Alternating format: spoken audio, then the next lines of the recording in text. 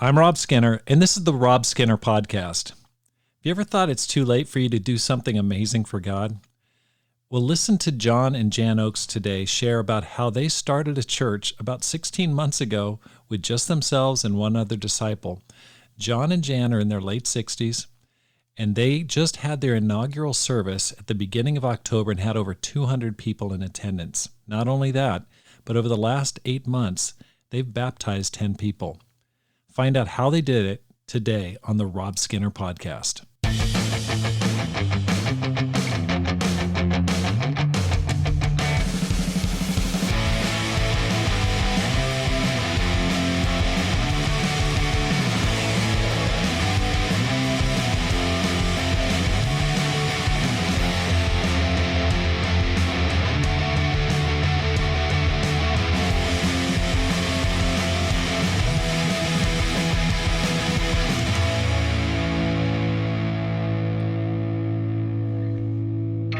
Welcome back to the Rob Skinner Podcast. My goal is to inspire you to live a no-regrets life, make this life count, and multiply disciples, leaders, and churches. I'm really looking forward to talking to John and Jan Oakes today. They inspire me. They are in their late 60s. They planted a church in retirement. They've led a church in retirement in Bakersfield. Now they planted a new church in Merced, California, and the church is just taking off. I can't wait to share the good news in just a few minutes. But before we get to that, I want to talk about the Climb Conference. It's coming up November 30th through December 3rd in Dallas, Texas. Every day I have a podcast. I share that my goal is to inspire you to live a no-regrets life. And one of the things that I think about is, they interview older people and they share what regrets do you have in life? And it's often not the things that they did that they regret, it's the things that they didn't do that they regret. And I just want to talk to you as a disciple to disciple. If you don't go to this conference, you may seriously regret it. And if you're going to really buy into the idea of living a no regrets life, I really want you to seriously consider, are you going to regret not coming to this conference? It's going to be amazing. And this is the opportunity for you to grow, for you to get encouraged, for you to get empowered, inspired, moved, challenged, convicted. So much stuff can happen over the course of 3 days when you're surrounded by 200, 300 fired up disciples who want to make disciples. And so please, decide, I'm not going to have any regrets. I'm just going to go for it. I'm going to pull the trigger. I'm going to register today. I'm going to buy my flight. I'm going to get there. And I'll tell you what, a lot's going to happen. But one thing you're not going to have is regret. You're going to go, man, great decision. So please go to robskinner.com if you haven't already and register today for the Climb Conference. John and Jan, welcome back to the program. Thanks. It's really great to have you guys on the program again. It's been a really busy time for you guys. Let's talk a little bit about this. You just started your church in Merced a little while ago. Can you talk a little bit about where you started at and how big the church is now? Yeah, well, we thought originally of putting together a team, and we have this big plan. Went around to a number of churches asking people to join us, but bottom line is we wished to go, but a lot of no's. So our initial team was us and one young guy from Merced, which is about 30 miles away from here. So our team started out with 3. And then after we got here, we found one young sister who had been baptized during COVID, who was pretty much disconnected from other churches. So now we're a team of 4. And then we found another couple that had also somewhat wandered away from the ICOC. They joined with us, so we had 6. And anyway, since then, we've had 10 baptisms, all college-age young folks. We had a restoration. In fact, just a couple of weeks ago, for the first time since the very beginning, we had somebody else move here to support the team. So we're 20 now. Oh my gosh. 3 to 20, and it's been 15, almost 60 months. Okay, so you started, when did you move there? June 1st of last year. So, 16 months ago, 15 months ago. Oh my gosh. Yeah. So in 16 months, you went from your team of 3 to 20 disciples. That's amazing. Interestingly, we shared our faith with thousands, literally thousands of people. And but we didn't have any baptisms for about 8 or 9 months. I think God was just testing us there. And so really the 10 baptisms have come in the last 6 or 7 months. So it's like every other week, practically somebody has been getting baptized for the last 6 months. That's so there was a long gestation period where there was nothing There happening. was, yeah. Apparently It was nothing really happened. I should stop talking. Jan need to say something, but we studied with a lot of people, and Jan can testify to that. We studied with a lot of women, a lot of men, cooked a lot of dinners on Sunday after church and before Bible talk on Tuesday. So yes, we've been very busy, and the gestation was definitely full. Okay, so how did you keep your faith during that time when it seemed like nothing was actually happening? Well, it wasn't like nothing was happening. We were doing stuff all the time and praying. I don't think I ever had a lack of faith. I knew it was going to happen. We had to just keep going. I don't think I had time to even think about or that this was not going to work. Yeah, honestly, I didn't really have much of a moment of doubt for a couple of reasons. First, like Jen said, we had tons of visitors. And I've been doing this. I've been a disciple for almost 45 years. I've seen things happen. And also, even when we moved to Bakersfield, we helped with the church in Bakersfield. And there, the first 9 or 10 months, again, we only had, I think, one baptism, no student baptisms for about 9 or 10 months. Then the floodgates opened. So it's kind of a repeat of what had happened for us earlier. But either way, honestly, I agree with Jan. I didn't ever get the feeling, oh, this is not going to work. This was a mistake. No, that thought really never entered my head. Okay, so you guys moved there 16 months ago with 3 people. Now, you said that the team member that went with you was from Merced, which is 30 miles away from you? Sorry, from Madera, excuse me. Okay, so a different city. You're in Merced. Yeah. Okay. So 30 minutes away. Can you describe your strategy? You just had your inaugural service a few weeks ago, but you started 16 months ago. Okay, so what was your thinking there? I mean, like you have had your official first service a few weeks ago, but you've been there a long time. What was your plan? What was your thinking?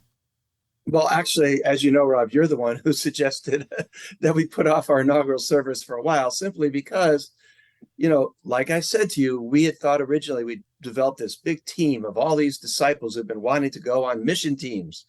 Well, that didn't happen. So to do an inaugural service earlier, honestly, it would have been a little of a disappointment or like, really, what's going on here? So it was your advice to wait until God had really caused some things to really happen. So that was the plan. Honestly, was getting advice from somebody very famous in our movement named Rob Skinner. So there you go. Also, probably one of the things that I felt it was time is that we had grown so large in our house that we couldn't meet. So we started meeting in another facility on September 1st. I see. Oh, can I tell you the story about that, Rob? Go ahead. That's an amazing story. So like Jan said, we were having 25, even close to 30 people in our house on Sunday, all these visitors and all that. And so it was clear that we couldn't keep meeting here. So I was preaching on Sunday morning, preaching from Ezra. And Ezra started a mission team, as you know, took a mission team to Palestine. And I pointed out from the scripture that the money to support that came from the Persians. So I said, we need to have an abundance mentality here, not a scarcity mentality. And I said, we're going to start praying, and God is going to give us a place to meet, and it's going to be like a super deal. 9 o'clock the next morning, I tell you no lie, I got a call from a minister I'd never met. And he said, I hear you're looking for a place to meet. Would you come on over to our facility? I want to show you what we have. And he shows us this really nice room, fairly small because we were small at the time, and then a room for the kids. He said, and I quote him directly, he said, but we have vision for your group. Wow. We see you guys growing. So he said, let me show you this other room, a rather large room, holds, 150, 200, stage, sound system, a really awesome kitchen attached, a gym right across the sidewalk. And I'm ready for that nervous moment, right? So I finally asked him, so what are we talking on cost? And he said, $50 a month. Oh my gosh. $50 a month. That's what we're paying for our facility. That's And amazing. even after we moved to the larger room. Yeah, right. That's So, incredible. But honestly, we've had so many miracles of this sort Yes. that I'm like, okay, well, amen, God, thank you. But it's not like, oh, I can't believe that happened, because we just had too many miracles happen to continue to be so surprised. That's amazing. Okay, so you're paying $50 a month for your rent in a pretty much brand new facility. Oh, it's not brand new. It's nice. It's not brand new. It's a larger church. They have this huge campus. They still have a fairly decent sized church, but I'm sure it's not as big as it was.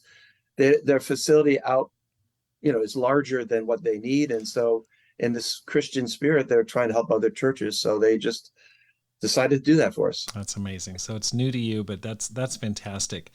Okay, So let's talk a little bit about the inaugural service. When was it? And how many people were in attendance? Can please describe it? Well, it happened on October 1st. We had it at the ballroom at the campus of UC, of University of California, here in Merced. We originally thought we planned for around 200. So they set out 200 chairs for us. And it was pretty exciting because, there were a few vacant chairs. So we didn't take an attendance, but it was full. Wow. But it was pretty exciting, very exciting. And it was well planned. By the way, we have to give credit to Fresno because they helped us with worship. They helped us with children's ministry. They helped us with the lunch afterwards, which we had at a park. Everything about it was superb. Oh, the lunch was amazing. Everything. The fellowship was amazing. But the highlight to me was having all 10 baby Christians get up there and share a 1 or 2 word testimony. And after that, I got up and I shared, and I just was crying. It was just so amazing. That's so, yeah, it's incredible. So you have 200 people in attendance. You've got the support of the surrounding churches in the Central Valley of California, and then you've had 10 baptisms over the last 8 months, and you have all 6 or 7 months. Yeah, that's incredible. How does that feel? Like looking back, all your work, your sacrifice, you're doing this in retirement. How does that make you feel, Jan? What kind of feelings were going through your mind? Oh my goodness. I'm just grateful. I'm amazed that God is using us. Why us? He's just, we can't even tell you all the amazing things that have happened. And so we are very encouraged. I was encouraged before, but there was icing on the cake, or the cherry on top, with that service, with having our friends come from San Diego, from San Francisco, from Sacramento. These are people who we've crossed paths with in our life and have been in our lives for all this time. And so for them to come up here to support us and to just wish us. And I know the other thing is a prayer. We have a prayer every Wednesday morning. So there are people who join us every Wednesday morning to pray. And it's their prayers to God that I think has continued to help us. Wow. So yes, we're very excited.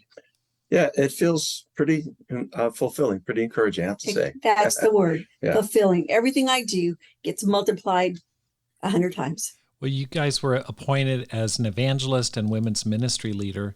That must have been really extra special. What was that like? Well, pretty encouraging. But let me tell you a story on that. So when we moved to Bakersfield, they hired us. This was oh my goodness, it was 5 years ago, I guess now. And I said to Blaine and Eve, the sort of the nominal leaders there, I said, I'm a teacher for sure. And, we've got some pretty strong experience in shepherding, but when it comes to being an evangelist, I am not an evangelist, just so you know. But here it is 5 years later. But, when we went to Bakersfield, what we did was I just went on campus and started sharing my faith like crazy. And that's kind of that's pretty much what I did and when we got here, the same thing. We just share our faith. Just to give you an example, I would guess we have about 600 or 700 phone numbers and emails of students here in Merced. Think about that. How many people you'd have to share with in order to get that many phone numbers? So yeah, it was kind of cool. That's amazing. For me, I didn't expect it. I never thought I would. It was never even my goal to be a women's ministry leader ever. No. So when Chris told me, Jan, we'd like to appoint you women's ministry leader, I was like, what? Serious? Right. I mean, I could see you appointing John, but me? So it was a surprise, an encouragement, and, totally over the top. Yeah. Amazing, amazing, amazing. And I don't really, feel like I needed it or deserved it or wanted it, but God blessed me. Yeah. And I'm overwhelmed. I'm just thankful. If you thought I should have that title, then amen. Here I am.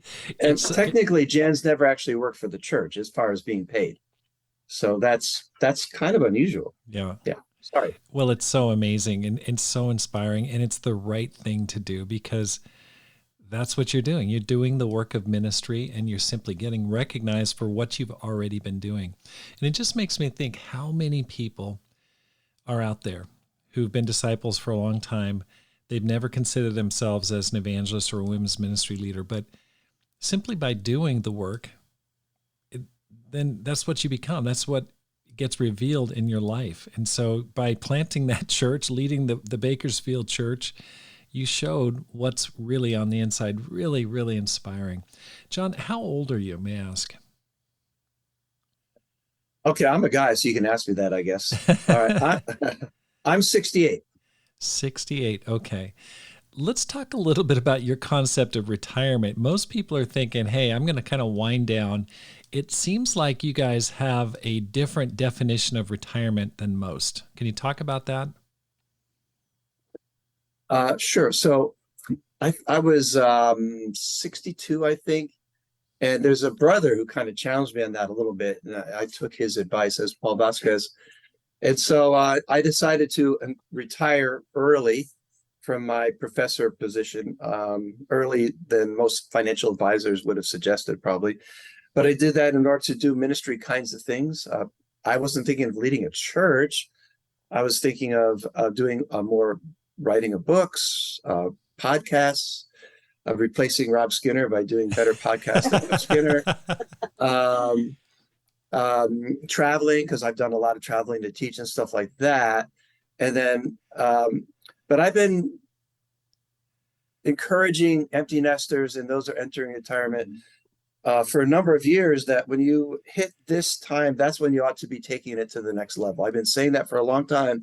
So when Greg Merced suggested, gee, why don't you consider going and leading this church? I had no answer to that other than here am I, send me. I mean, either that or I'm a hypocrite. Mm-hmm.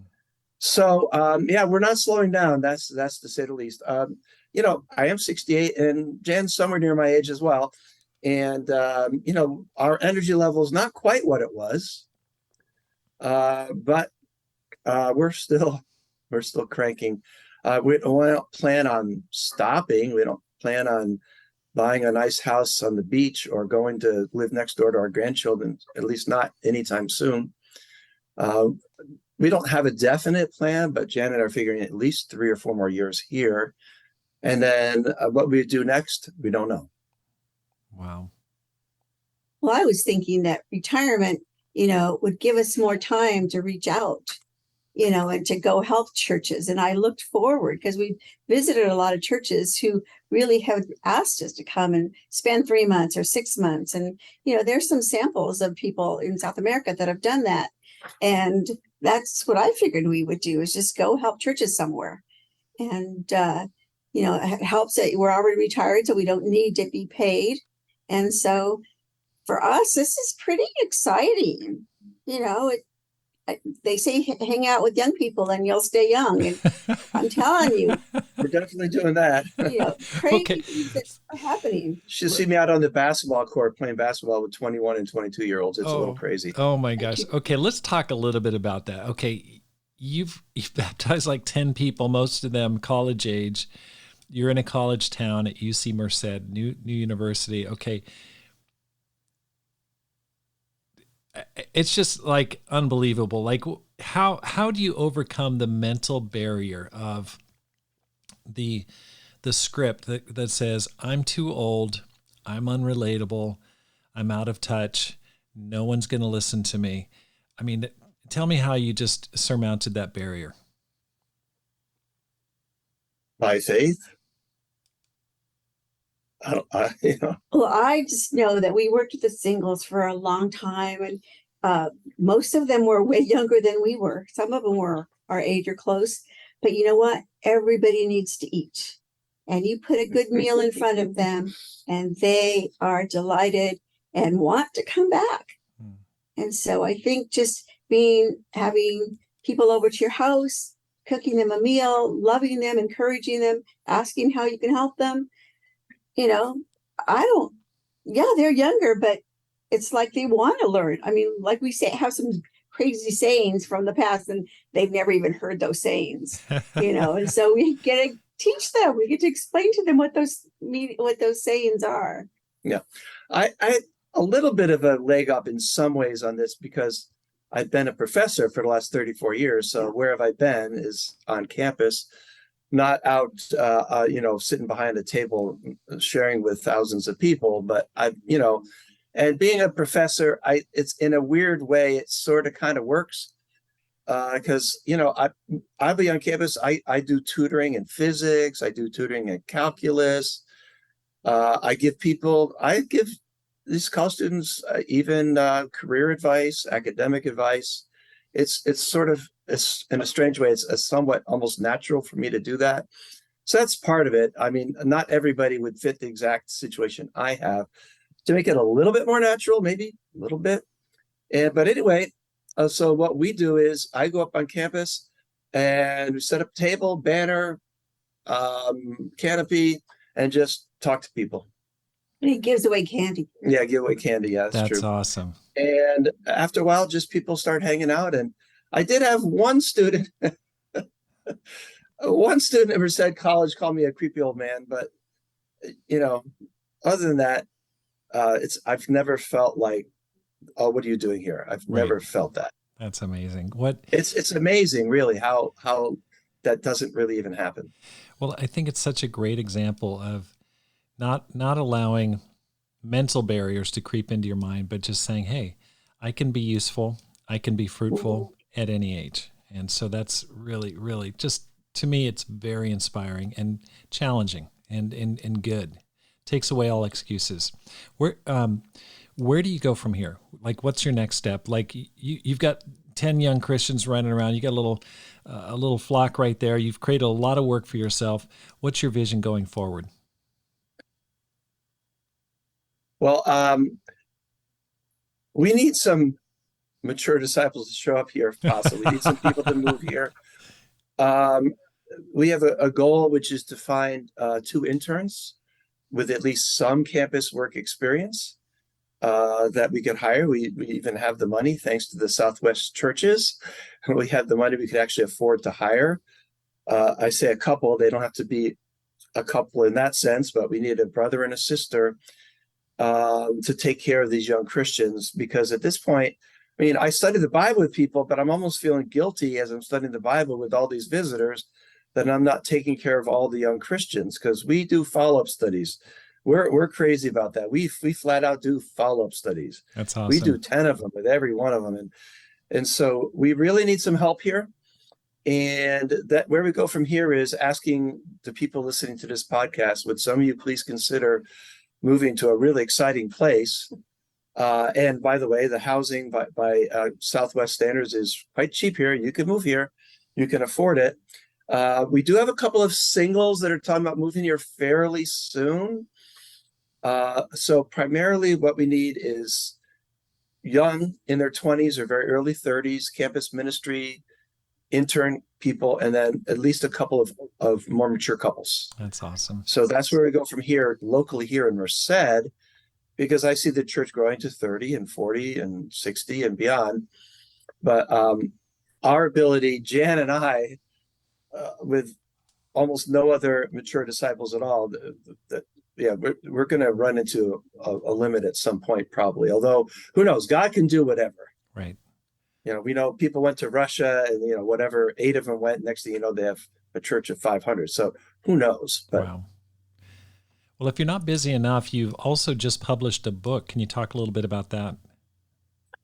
yeah, I just published a book. In fact, a couple books since we got here.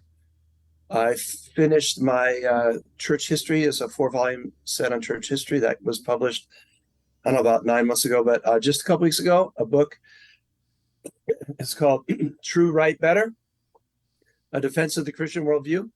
It's my first apologetics book in about, I don't know, at least 15 years. And in the kind of the postmodern, post-Christian age, worldview apologetics, I think, is the most helpful or appropriate one. So I wrote a book kind of analyzing atheism, postmodernism, pantheism, polytheism, Islamic theism, all those other isms, including Christian theism. And I make the case for Christian theism being by far the best worldview. Right. That's great. We were talking about this before the program, and I just read a book that dealt with evolution. The writer was saying that evolution essentially governed every human system and everything that's going on around us. But I left with such a pit in my stomach. I just thought, what? I mean, there's some things that are interesting about it, but just such an empty, hollow, hopeless ending to the whole thing. Is just everything is essentially meaningless. There's progress, but ultimately no ultimate meaning. And so I look forward to reading your book. Very, very, should be great. Well, thanks. Yeah. Okay. So for those who are older, wanting to plant a church, wanting to do what we've got a lot of disciples that have so much experience. They've got 40, 50 years as disciples, and they've got so much, and they're like, man, I want to use my retirement to make disciples, multiply disciples, leaders in churches. We've got people in our own church that want to plant a church, nearby. Give us some advice. What advice would you say to those in maturity who want to make the most of their retirement years? Well, everybody's different. Every situation is different. So I don't think there's a formula I could give at all. But I would say, please consider putting the kingdom first in your plans as you're heading into your 50s, 60s, and 70s. And whatever that looks like is going to depend on maybe your skills, the gifts that God's given you. I think mission work is one really great way to use that time. And again, whether that would be finding a mission work that's happening and going there and supporting it, or even being the lead people to put it together, that's going to depend on, what your skills are, what your experience is. But I'd say sitting back, just playing golf and pickleball and living near your grandkids and just sort of doing the same old thing, that's not going to be fulfilling. I don't believe it's God's will for your life. And, when I became a Christian, I signed up for go anywhere, do anything. And I've taken that seriously. I like to think I've taken that seriously this whole time. And I think some of us just need to remember what we said when we became a disciple. Get the vision again. Yeah. I'll share another little story. When we arrived in Bakersfield, we had a devotional with the group the very first Wednesday we got there. And I said to the church, and they'd had some stuff happen, let's just say, over time. And not all bad, some good, but a lot of disappointment. And I said to the church there, I'm going to ask you a really, really big favor. I want you to believe one more time that God can do amazing things through you people here. And they got on board and things went really well. Wow. So yeah, I think that's a call for all of us. Just, do you actually believe that God can use you to do pretty spectacular and amazing things? Because apparently he can. Apparently. Jan? Well, I think it really helps that when I became a Christian, that was the call. Go make disciples. And so I had, in the early days, I thought, well, I need to baptize one person every year. If I do that, I'm being fruitful, and God has blessed me with more than that throughout the years, but that was always been my goal, that I need to multiply, I need to go make disciples. And so I think anybody at any age can do that. Right. We all have the Bible. We can all open it up and just read with someone. And I think just wanting to share God with people, Right. the goodness that he is. And yeah, there's a cost, but compared to the goodness that we have, Yeah. there's no comparison. Yeah. You look forward to the rest of your life. Yeah. And I think that's, what motivates people, that they can look forward to the rest of their life. That's right. I love the simplicity of it, because there's so many disciples that are so caught up in the environment. Oh my gosh, the world's just going to hell in a handbasket, and oh my gosh, what's happening, to the church, the kingdom, oh my gosh. And yet what I see in you guys is just a simple focus. Let's save souls. Let's bring people into the kingdom of God. Let's help people to become citizens of heaven, where things are going to be perfect. And it's really, really inspiring. How do you just maintain that focus and screen out distractions? Good question. That's a really good question, because there are distractions. I mean, I just studied with someone who decided that our doctrine was too different from hers, and I loved her. It was so hard. So now I just need to focus on the ones who really do want to do what the Bible says. But it's hard, and there's been many like that, not exactly for the same reason, but I think it really helps that there are others that I can devote myself to. Yeah, I don't have a great answer for that, but by the way, I didn't mention that there's a sister named Daisy from Foshan, China, who moved here in the 1st of July. So I just mentioned her. So she and I were driving up to campus yesterday, because she's kind of my sidekick, essentially, sharing on campus. And I said to her, when was the last time we actually didn't go up on campus, either Tuesday or Wednesday, to share our faith? And no, we've never missed. I mean, I travel here. I've gone to San Diego last 2 weekends and all this sort of stuff, but every Tuesday and every Wednesday for the last 15 or 16 months, I'm just always doing that. I don't allow myself, it's pretty easy to have a bunch of appointments. It's kind of like staying in shape physically. I don't skip weeks from going out running. I don't skip weeks from sharing my faith. I don't skip weeks from praying. I don't skip weeks from studying the Bible with people. And, God just, it's not going to be great all the time. We all know that. There's going to be dry seasons, going to be fruitful seasons. But Galatians 6:9 is still true. It's always been true. Do not grow weary in doing good, for in due time you'll reap a harvest if you don't give up. I happen to actually believe that. And I believe it partly because I've seen it. I mean, it's not as if we've not done this before. Right, exactly. Well, John and Jan, thank you so much for your inspiring example. Congratulations on the explosive start to your church. I mean, it's so inspiring to me to see what you're doing, and to see who you are and who's doing it inspires me all the more. And I just hope that so many disciples around the world just do exactly what you're doing at any age, whether they're 20 or whether they're 70. They just decide, hey, I can do it. If God is with me, there's nothing I can't do. So thank you, and all the best to you going forward. Thanks. Thanks for listening. Here's how you can help support the program. First of all, hit the subscribe button and let your friends know about it. Secondly, read and review one of my books, either How to Plant and Grow a Church or Courage, How to Make This Life Count. You can find them on Amazon.com. And finally, support the Rob Skinner podcast with a gift. The link is in the show notes. Because my goal is to inspire you to make this life count, live a no regrets life, and multiply disciples, leaders, and churches. Have a great day and make this life count.